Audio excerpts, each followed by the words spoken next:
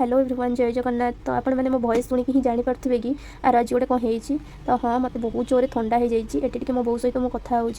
तो घरे थिले ही माने लगे कि बो मैंने जी मैंने तुम सेवा करती लगे कि मेडिसिन किसी दरकार ना से ही भल हो जाए आठ मत बहुत कष्ट लगुच आगे मुझे कथा गली मुंड बिंधा बहुत जोर होटी मुझे मगेदी सूपटा भाविली कि सूप पीदे भल लगे तो ये गरम गरम सूप टी मगेदी पी दूँ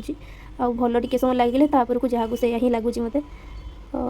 टे समय ही भल लगे तो ये मो रूम को ही पलि आसली आसला स्टीम नहीं जी आठी तो मैंने नहांती कहीं कि मैंने किए कौन करदेव तो निजक ही सब कराया पड़ो से बहुत कष्ट लगुता है स्टीम नेला सांग मैंने देखूँ मुहर अवस्था कौन है